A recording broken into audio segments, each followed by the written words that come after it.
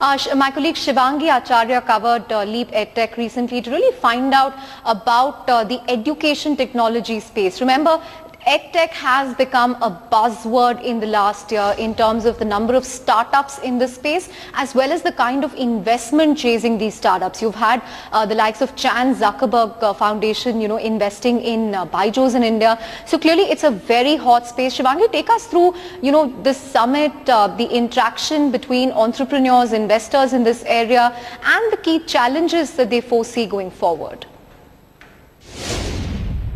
India's education industry is a $25 billion industry by even the most rough estimates, but it hasn't really embraced technology in the most rigorous ways possible, which is why Leap EdTech has today tried to create an interface between EdTech startups and possible prospective investors. The idea here is to get the conversation started about what has really held back the industry for so long. So we have seen the biggest talking points coming out of the fact that there have been possible very prominent access barriers that these startups need to break, that there are on-ground difficulties faced by educators that startups need to be cognizant of, that there has been a gap which needs to be bridged between what the startups really want to deliver and what the investor really wants to seek. Of course, there has been a major discussion about the evolution of education in India, the change in the mindset where we have seen more students, teachers, educational institutions as well as prospective employers come on board and accept the online revolution about education, which is not just limited to the tier 1 cities but also in tier 2 and tier 3 cities. Of course, the biggest talking point here is the flow of funds, because what really in the past the edtech sector has seen has been some highs and some lows, but what everybody wants is a more sustainable industry so that there isn't a bubble which bursts at the end of it, and so that India joins the global learning curve in the longer run and adopt the technology in the education sector. And to get a better sense of how the space is evolving, we spoke to some of the key players in terms of investors, entrepreneurs, the facilitators as far as EdTech is concerned. Listen in to these voices. EdTech is a great sector. If you look at the numbers, there is almost 205 million students that are enrolled in K-12 itself, and so I think it is a very, very large sector. There are a lot of opportunities in this sector if you divide it, whether it's K-12, higher education, vocational training, or test prep. So we are looking for companies that are building large platforms and not necessarily selling content, but creating distribution for people who are selling content in education. Which is the vertical, which is the opportunity that excites you the most and you see that it has the brightest future of them all? K-12 excites me the most, naturally, because the number of students enrolled in this is really, really great. But I think test prep and higher education also excites me. Test prep because the monetization ability of a venture in test prep is very high, as most students and most people are preparing for their future. What do you think are the limitations that the space has already overcome, and now as an investor you see that there are more doors that are opening up in this investment area? Sure. I think the biggest barrier that I can talk of was the propensity of payment by users and by schools and colleges. Schools and colleges still remain tough. It's very hard to get payment, but what one company like Byju's, who are portfolio companies, has shown that parents are willing to pay if the quality of the content is great, and we have seen this with multiple education ventures. Wherever the quality is great, the distribution is really, really solid, the parents are willing to pay. Do you think that there's a gap between what the investors think is necessary and what the startups think they should focus on? There is a gap. I would totally give it, a very good question, nice question. There is a gap. Entrepreneurs are not thinking deep enough, which had been a problem 3-4 years ago. You have to think about it that India is a very nascent startup ecosystem. We're just forming. It's 5 years, 6 years old at the max, right?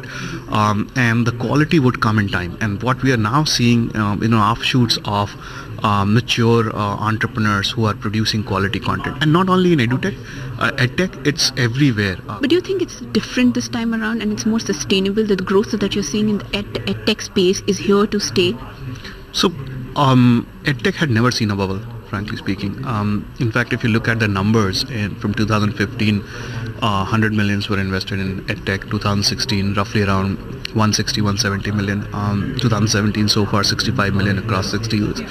But if you look at each of the company, you'll realize that there is a lot of pragmatism in investors as well as in entrepreneurs trying to solve real specific problem. So I wouldn't say whether it was a bubble even in the past or it is right now, because the solutions that are coming up, and people, even if government, B2G, B2C, B2B2C, are the right solutions for this sector. We have seen very strong traction of folks applying for these programs and looking at getting upskilled in these areas, especially in the entrepreneurship program. We are also running a free program with Startup India initiative, with Prime Minister's initiative that he is currently operating, where we have about 1.5 lakh students going through the program as we speak today. Beyond that, we have over 2,000, 3,000 students who are paying us for our existing set of programs, which in itself, in the first year of our operation, is a big number for us to achieve. How do you see these courses, like you spoke about entrepreneurial related programs? Do you see the programs that are usually catching the interest of Indian students? Do you think that remit will expand? Do you think Indian students will increasingly take more traditional courses and go through the online platform for that? Yeah, no, I think whenever new technology comes in, you always start with a newer area, and I think in that context, these new programs have taken up quite a lot in the entire ecosystem. Specifically entrepreneurship, I don't think so. It's a very niche area any longer. 60% of our participants come from tier 2, tier 3 cities who never have access to these kind of programs. So close to 1 lakh students who are coming from tier 2 and tier 3 cities. Coming back to your other aspect of traditional program, I mean, if you think of India has got about 150 million youth today in the age group of 18 to 24. Less than 20-25 million are going through higher education, which means that 1 in 5 individuals are going through higher education. And if you want to take that number higher, offline education is not going to solve for it, and online has to play a very big role in providing access to a much larger audience. So we'll see as we go along traditional programs also coming online and individuals learning as they are working as well. Access versus content, like higher education, senior secondary, beyond senior secondary education, there's a huge problem of access in the tier 2, tier 3 cities. First of all, do you think your online platform can cut through that access barrier? And of course, you also continue to keep your focus on content as opposed to access. So what's about that debate? Sure. So I think just in terms of access, I mentioned 60% of our folks who are accessing the program are from tier 2 and tier 3 cities, so there is participation from that aspect. But I believe that if you're talking about online education, it cannot be just thought about as a problem of access. If we have to really win the game and if we have to go towards the holy grail, it is a problem of experience, which is a combination of content, technology and student success team. All of that come together is when education happens. Otherwise, you are a content library and you don't want to be in the library business. Exactly. So, sir, in order to expand your content, what are the India-specific moves that you're planning to take up? How do you want to involve and engage with teachers, students, and the whole ecosystem better? Sure. I think there are multiple stakeholders that we need to sort of work with. First is government, in which, as I mentioned, that we are working with Prime Minister's Startup India initiative.